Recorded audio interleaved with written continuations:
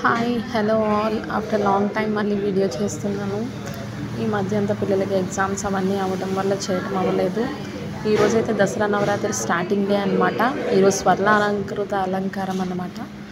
ఈరోజైతే చాలా విశేషంగా పూజలన్నీ చేసుకొని నార్మల్ అందరూ చేసుకుంటారు.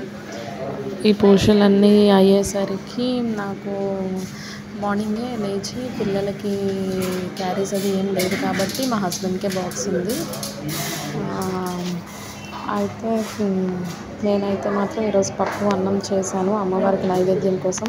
మధ్యలో బెల్లం ముక్క పెట్టేసి ఈరోజు ఫస్ట్ డే కాబట్టి అదే పెట్టాను అనమాట. అండ్ మా హస్బెండ్కి అయితే బాక్స్ ఉంది కాబట్టి అరటికాయ కర్రీ చేశాను. అరటికాయ కర్రీ యాజ్ యూజువల్ అందరూ చేసుకున్నట్టే. ఏంటంటే నేను ఇంట్లో అయితే ఆనియన్ వాడను అనమాట, బయట ఎక్కడైనా అయితే తినేస్తాను అనమాట. ఇంట్లో అయితే ఆనియన్స్ వాడిన కాబట్టి నెక్స్ట్ ఫస్ట్ పచ్చిమిర్చి వేసుకున్నాను, తర్వాత అరటికాయలు వేసుకున్నాను.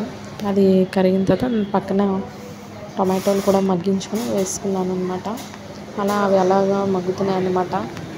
ఈరోజైతే నేను మార్నింగే లేచి వెళ్ళొచ్చేసాను అనమాట టెంపుల్కి వెళ్ళొచ్చేసి మన ఇంట్లో పూజ చేసుకునే వెళ్తాను అనమాట రోజు కూడా. అందుకోసమే అదిగోని ఫస్ట్ లేవగానే ఆ నైవేద్యం అనేది వండాను అక్కడ, పక్కనే పెట్టాను అనమాట. నెక్స్ట్ టొమాటోలు కట్ చేసి వేసాను కదా, ఇంతకుముందు మా అమ్మమ్మ వాళ్ళు అయితే గట్టిగా చేతితోనే గట్టిగా మ్యాష్ చేసేవారు. ఇప్పుడు మనం అలా చేయలేకపోతున్నాం కాబట్టి కట్ చేసి మగ్గించేసుకుంటున్నాను అనమాట. అయితే రెండు కలిపి అప్పట్లో మా అమ్మమ్మ కూడా కుకింగ్స్ ఇలానే చేసేది. మార్నింగ్ కర్రీ కొంచెం చేసేదన్నమాట బాక్స్ కోసం. అంత కొంచెం చేయడం వల్లనేమో అంత టేస్ట్ వచ్చేది. ఓన్లీ బాక్స్ కోసమే చేసేది. ఏంటి అంత టేస్ట్గా వండుతావు అంటే, ఏంటి అంత టేస్ట్గా వండుతున్నావు అని అడిగాను. అలా కొంచెం చేయడం వల్లే అనుకుంటాను అంత టేస్ట్ వచ్చేది. లేదు ప్రేమతో వండుతావు అన్నీ అనేవాళ్ళం అనమాట. మీ అబ్బాయి కాబట్టి ప్రేమతో వండుతావు, అందుకంటే అంత టేస్ట్గా వండుతావు అనేసి మామూలుగా జోక్ చేసేవాళ్ళం అమ్మమ్మని. ఇప్పుడు నేను కూడా అలాగే బాక్స్ కాబట్టి కొంచెం మార్నింగ్ చేసి తర్వాత మేము ఏదైనా కుక్ చేసుకుంటాము.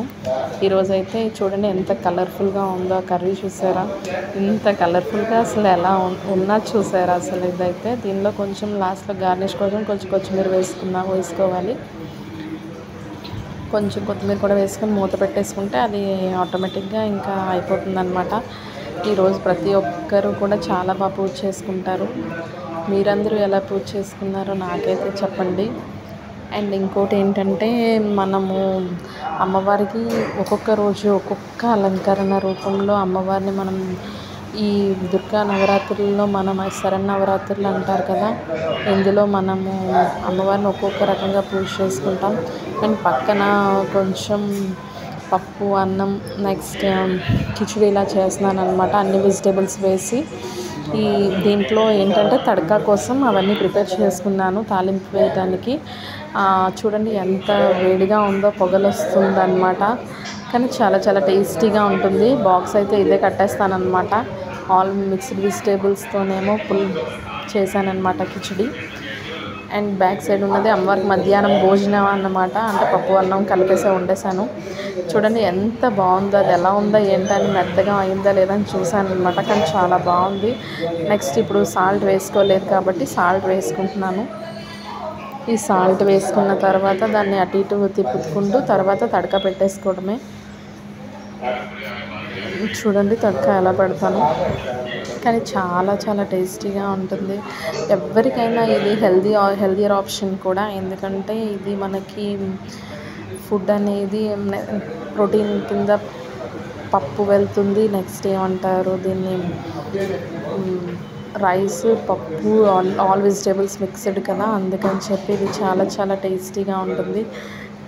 చూడండి ఇదైతే మా స్టవ్ అనమాట. స్టవ్ చేంజ్ చేసిన తర్వాత ఒక వీడియో కూడా పెట్టలేదు కదా, స్టవ్ చేంజ్ చేసుకున్నాను అనమాట. ఇది ఫ్యాబర్ కంపెనీ వాళ్ళది. ఇది 10,200 పడింది అనమాట. అయితే